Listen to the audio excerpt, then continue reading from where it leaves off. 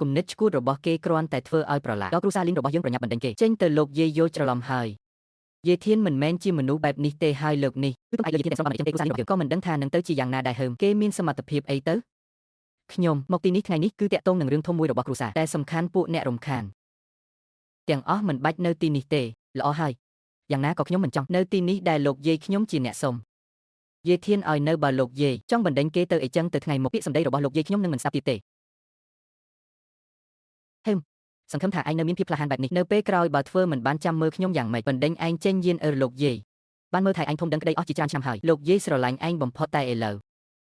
មានបញ្ហាមួយដែលពិបាកដោះស្រាយបំផុតគ្រាន់តែឲ្យឯងយល់ព្រមរឿងរបស់ក្មេងនេះលោកយាយនឹងមិននិយាយទៀតទេឯងព្រមទៅតាមអ្វីដែលលោកយាយបាននិយាយទេ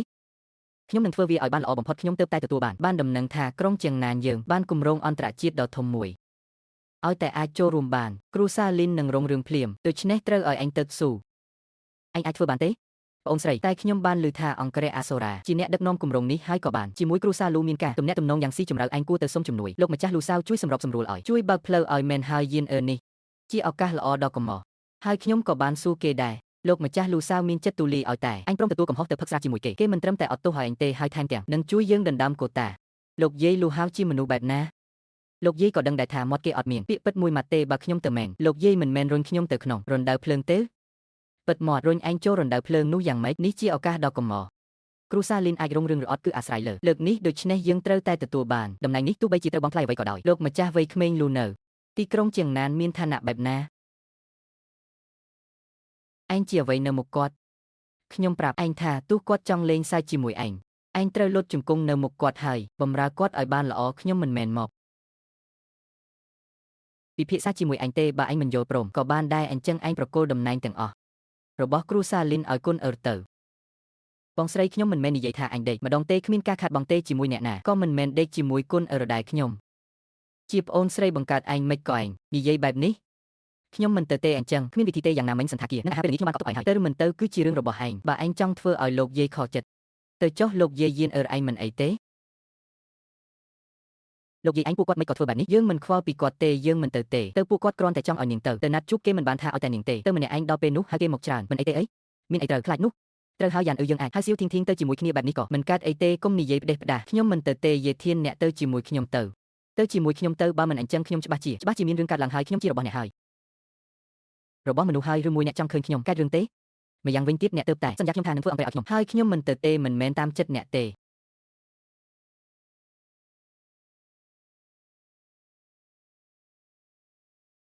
លោកម្ចាស់លូបានធ្វើតាមបញ្ជារបស់លោកហើយថ្នាំបានដាក់ចូលក្នុងស្រះហើយក្នុង1ម៉ោងទៀតអ្នករងចាំបន្តិចទៅគឺមើលការសម្ដែងរបស់គេហើយធ្វើបាន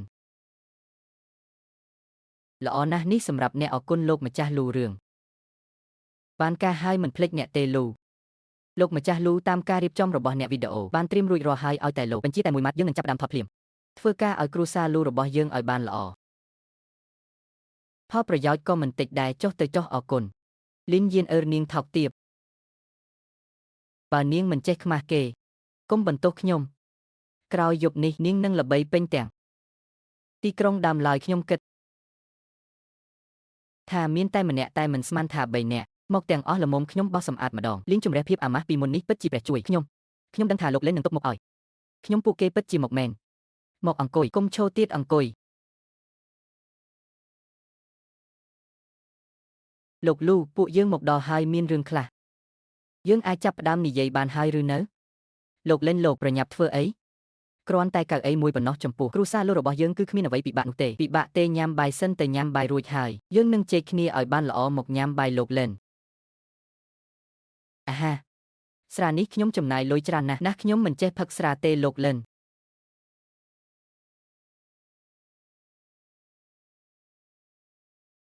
លោកមានន័យយ៉ាងម៉េចអាហារនេះគឺ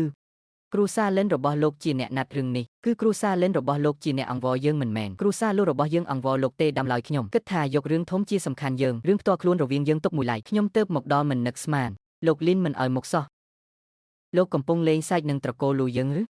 ដាំឡើយប៉ាខ្ញុំចង់ឲ្យត្រកូលលីននៅកន្លែងមួយតែមើលទៅលោកលីនមិនពេញចិត្តបើដូច្នោះខ្ញុំលាសិនហើយល្អខ្ញុំផឹក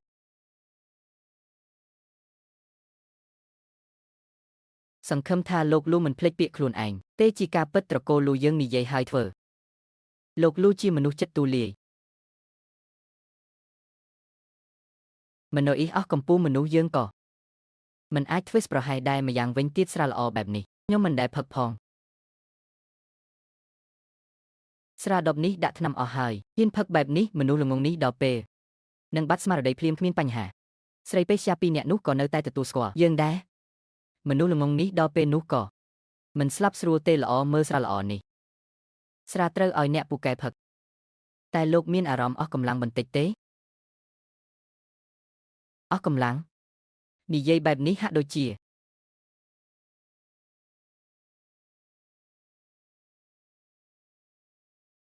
មានអ្វីមិនត្រូវហើយក្បាលខ្ញុំវិលមុខ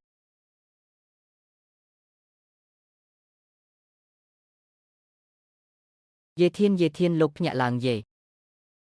ធានលោកភ្ញាក់ឡើងសៀវធានកាត់អីមិនក៏ដួលអីចឹងឯងក្រោកឡើងវីតបទៅយេហៅឯងហ៊ានបំពោខ្ញុំចង់ធ្វើអីឲ្យប្រកាសលោកស្រីលីនពិតជាឆោតល្ងងណាស់ខ្ញុំចង់ធ្វើអី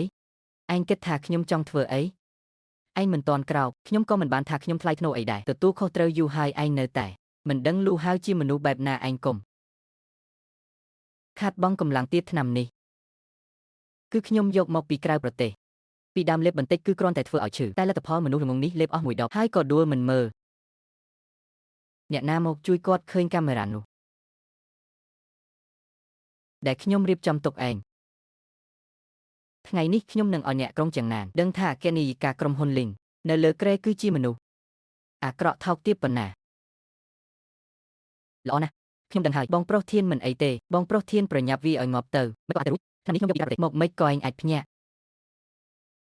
អាស្រ័យលើរបៀបដែលឯងដោះស្រាយឯងហ៊ានធ្វើអីខ្ញុំប្រាប់បែងហ៊ានប៉ះខ្ញុំខាងក្រៅសុទ្ធតែមនុស្សខ្ញុំគ្រាន់តែបញ្ជាពួកវានឹងសម្រុកចូលមកកាប់ឯងជាដុំលោកម្ចាស់លូនៅតែមានទំនុកចិត្តខ្ពស់លើកនេះខ្ញុំនឹងធ្វើឲ្យឯងគិតថាខ្ញុំល្ងងមែនទេខ្ញុំបានស៊ើបអង្កេតច្បាស់ហើយវ៉ាងហ៊ូថ្ងៃនេះអត់នៅទេមើលទៅពួកឯងអាចធ្វើអីបានហាក់ដូចជាខ្ញុំបានវាយឯងឲ្យឆ្លាតឡើងឆ្លាតហើយតែមិនក៏ឯងមិនឆែកថាវ៉ាងហ៊ូនៅឯណាមនុស្សមនុស្សឯងចង់ធ្វើអីឯងចង់ធ្វើអីខ្ញុំប្រាប់បែងហ៊ានប៉ះសម្លាញ់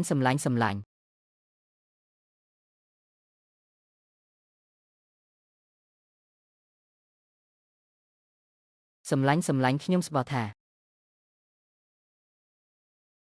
ខ្ញុំនឹងធ្វើឲ្យឯងសងថ្លៃវិញស៊ូធីឯងខ្លាំងពេកហើយមិញនឹង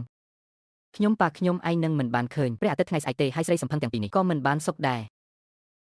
កុំបារម្ភកាមេរ៉ានៃណាខ្ញុំមិនហ៊ានប៉ះពាល់ទេលោកធំមនុស្សសន្តាគារត្រូវបានដោះស្រាយរួចហើយកាមេរ៉ាក៏ត្រូវបានគ្រប់គ្រងដែរលោកម្ចាស់លូឥឡូវនេះនៅតែជាការសម្ដែងរបស់ឯងអនុញ្ញាតឲ្យប្រជាជនជាងណានរបស់យើងមើលការសម្ដែងល្អរបស់ឯងចង់ធ្វើអីនឹងចៅ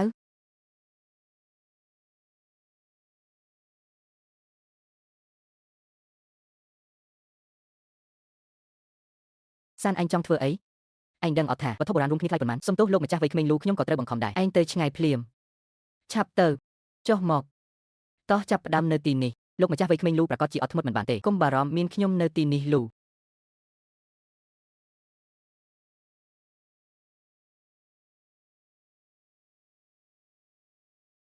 គ្រូសាមិនធ្វើអីឯងទេសម្លាញ់អរគុណបងហ្វូសម្លាញ់អត់នឹកស្មានថា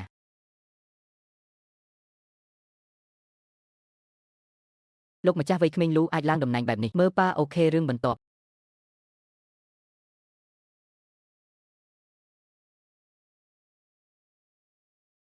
យើងទៅនិយាយគ្នានៅផ្នែកកុមារឯងនឹងគេមកតាមខ្ញុំតោះត្រឡប់ទៅវិញសម្លាញ់គ្រូថ្នាក់ណាស់សំណាងល្អដែលឯងក៏ទៅដែរបើមិនអីចឹងខ្ញុំនឹងយ៉ានប្រកាសជីវិតនេះហើយមិនហើយឯងឯងគួរអរគុណខ្ញុំណាខ្ញុំក្នុងភ្នែកឯងក្រៅពីលុយមិនអាចមានកម្លាំងចិត្តផ្សេងទៀតទេស៊ូធីឯងកុំបារម្ភខ្ញុំដឹងថាឯងចង់បានអីខ្ញុំឲ្យមិនក៏ឯងមិនកើតខ្ញុំរកខ្វះអីមែនទេយេមិនក៏ពួកឯងមកទីនេះឯងនៅហ៊ានត្រឡប់មកវិញទៀតឯងមកលើកជង្គង់ដឹងថាខ្លួនឯងបង្កបញ្ហាធំប៉ុណ្ណាអត់យេមានរឿងអីម៉េចឯងនៅហ៊ានស៊ូថាម៉េចឯងខ្លួនឯងនិយាយរឿងលោកលោរឿងនេះគឺឯងជាអ្នកធ្វើមែនទេ